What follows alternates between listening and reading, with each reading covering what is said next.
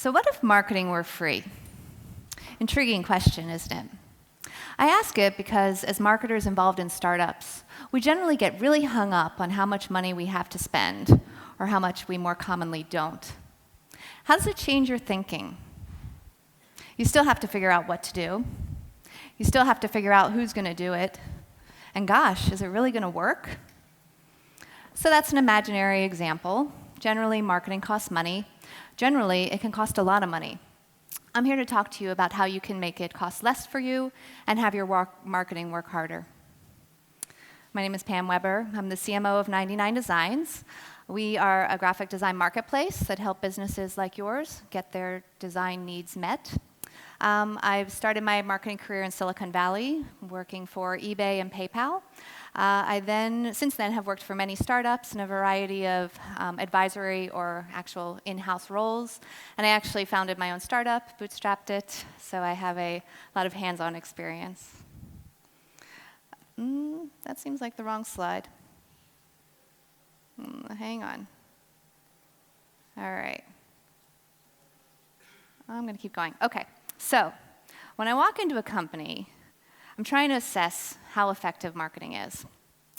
And if it's not working that well, it's generally related to the answer to one of the 5 questions I'm going to walk through with you. So as I go through the questions, I encourage you to think about them from your company's perspective and see where you stand.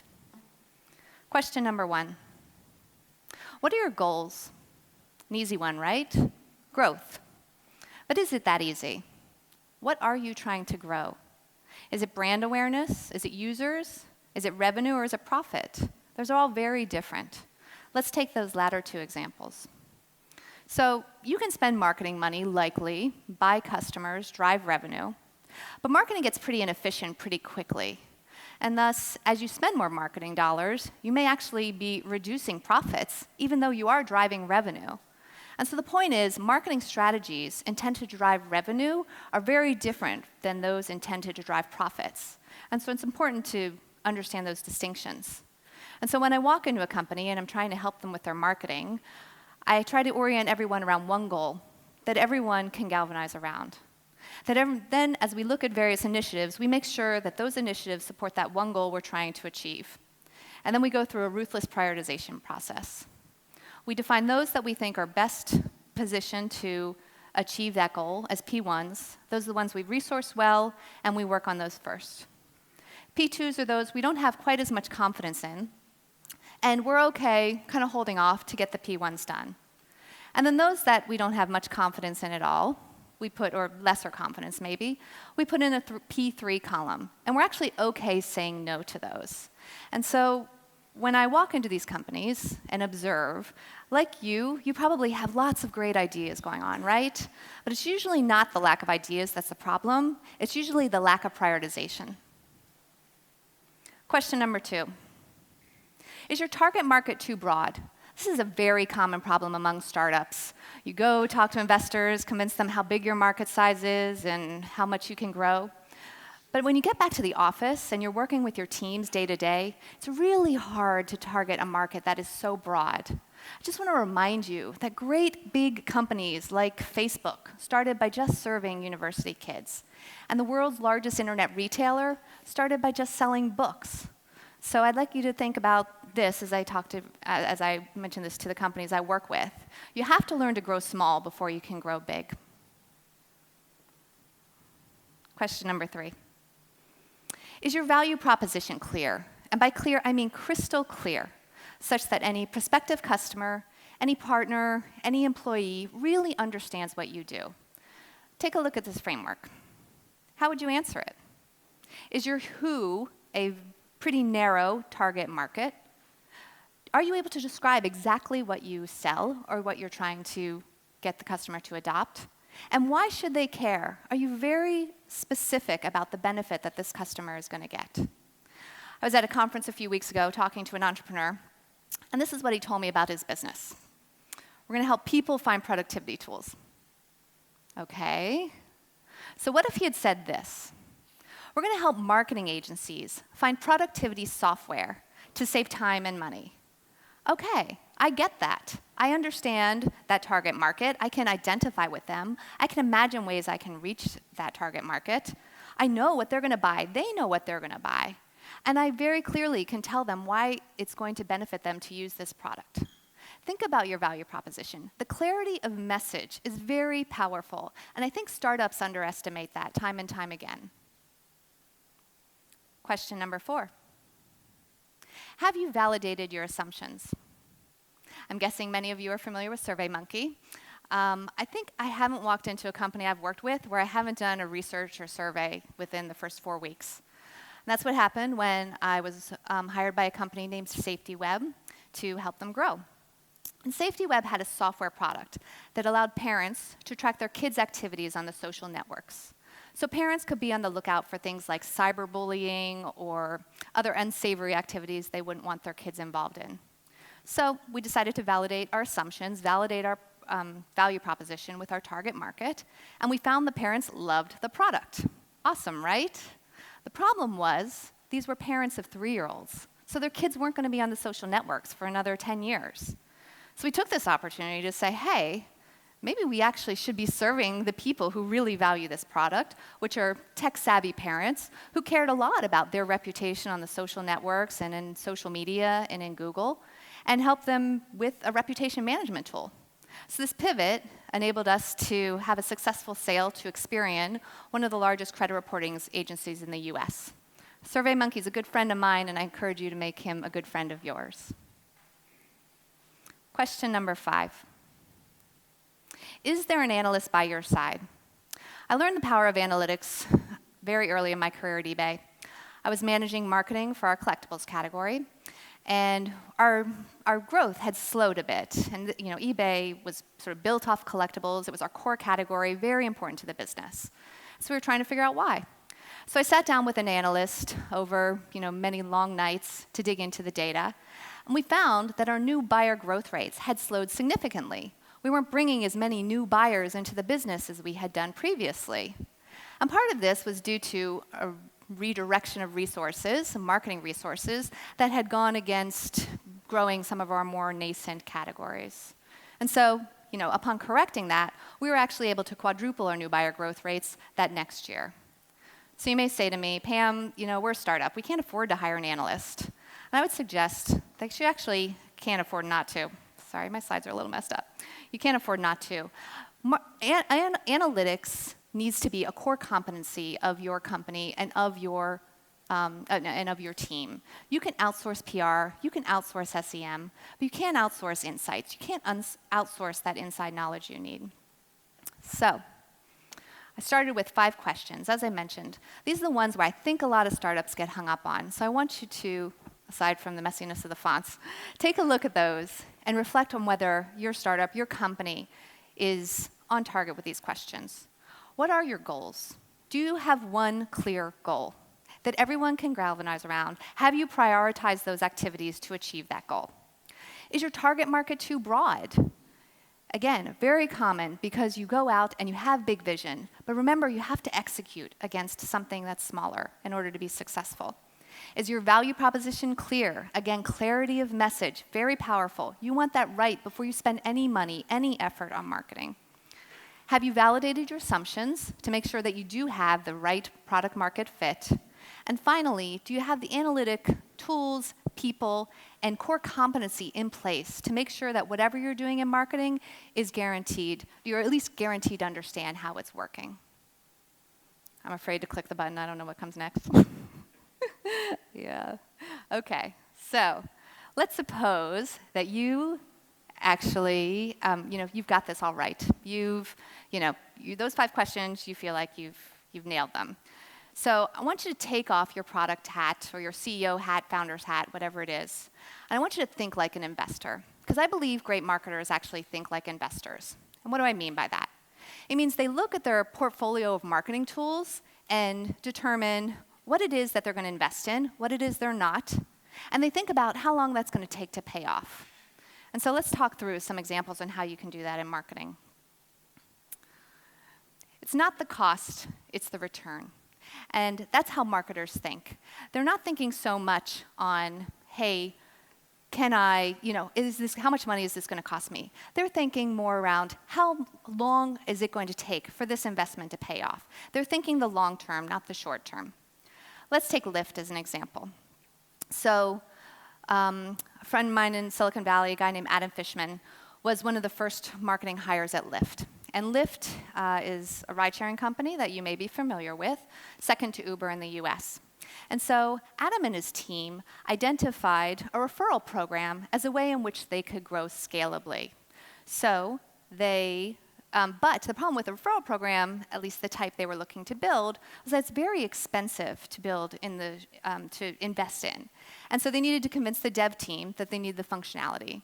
They knew they had a high lifetime value of the customer. They knew that it was a performance-based program, that money would come in over time. So again, they looked at the investment more from an investor perspective as opposed to a short-term, do I have the budget available? So again, I would just suggest that sort of this reorientation in thinking is more powerful in enabling you to identify those opportunities that you can, opportunities that will pay off in the long term.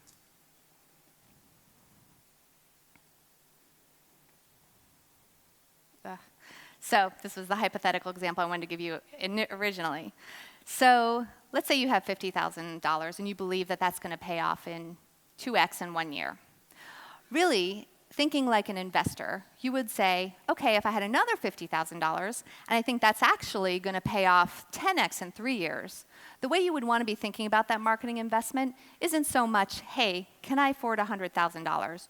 You want to be thinking, can I afford to wait 3 years for a superior return on my investment? Play to your risk profile. Another strategy that great investors and great marketers use. Let's talk about how we did that when I was working for a company called True & Co. So True & Co. is an e-commerce player in the women's lingerie space, competing with Victoria's Secret. So you probably are familiar with Victoria's Secret. Big company, big brand, has invested money years over years and years. We certainly weren't going to be able to play that game. So we had to find creative ways to drive growth. So True & Co. had a fit quiz that allowed women to kind of answer questions about themselves so they made sure that they got the right fit. And we took that quiz and we put it on Facebook, successfully targeting it to the right demographic, and used it to collect email addresses of prospective customers. And thus, through that strategy, we were actually to go from 100,000 email addresses or so to 2.5 million over an 18-month time frame, and had an sort of equivalent growth in sales at that time as well.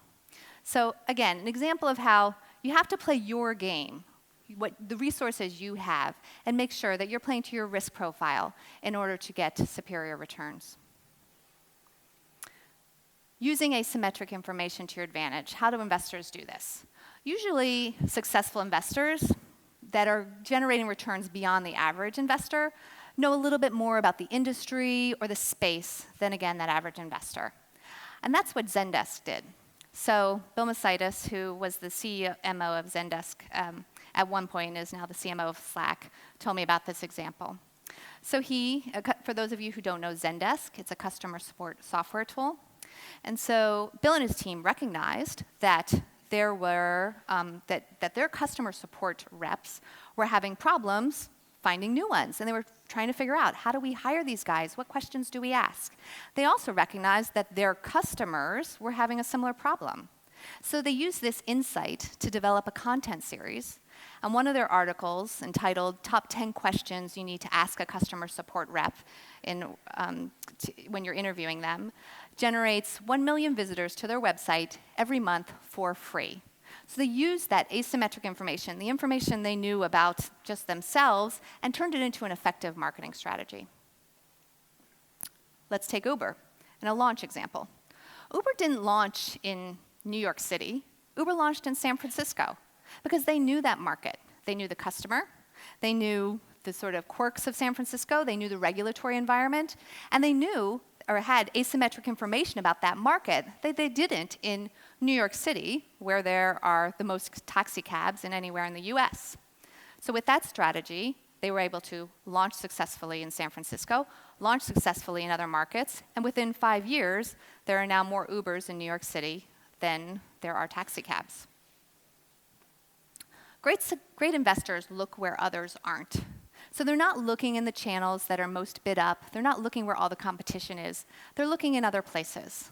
Let's talk about how a certain company does that. Maybe some of you are familiar with Mailchimp. Mailchimp is an email service provider competing with a bunch of big, boring companies in the space. So they actually use humor as a differentiator amongst the competitors in that space. They have the funny little monkey, quirky little sayings on the site. And by the way, using humor, wit, that's again a free marketing tool that you can use to differentiate yourselves and what they've used to differentiate themselves. For those of you who are familiar with podcasts and listen to the podcast Serial, they have some really great ads on there that I encourage you to listen to. Speaking of podcasts, that's a strategy 99designs was actually able to capitalize on. So you might ask, why would a company that is in the visual design space actually go to an audio channel to communicate our value proposition? Well, we actually found that a lot of those visual platforms or visual ad platforms were really bid up and really competitive. We also found that podcasters tend to be very strong influencers for our target market. So for us, it made sense. And thus, as Melissa mentioned, you hear us on Tim Ferriss and many other podcasts a lot of the time. And that's actually helped us double our new buyer rates over the last year. Drafting to get ahead. Last point on this. So when you're an investor, and let's take like the gold mining example. When everyone out there is looking for gold, great investors are usually investing in the companies that sell the gold shovels. Similarly, you want to try to find those opportunities where other people are spending money or other people are growing, and how can you draft on their success? Take PayPal as the example. When I was at eBay, PayPal was a thorn in our side. We had our own proprietary payment product, but PayPal actually we could probably call it one of the first product hacks of the internet generation, where PayPal created little buttons, payment buttons, that eBay sellers could insert in their listings. And so as eBay spent money driving customers to ebay.com, PayPal was getting more and more brand exposure, more and more usage. They were drafting on that success. And that resulted in a successful acquisition of PayPal by eBay, which also I believe is one of the most successful tech acquisitions in history, at least in the internet. Let's take another example, Zynga. When Facebook launched its developer platform in 2007, Zynga was out the gate. For those of you who don't know Zynga, it's an online gaming company. They're famous for Words with Friends, Farmville, etc. So they took advantage of all the viral features that Facebook had offered, and as Facebook's growth was going exponentially, Zynga was able to come along for the ride. And that resulted in them going IPO in, I think it was 2011, which apparently had been the largest IPO since Google back in 2003, 2004.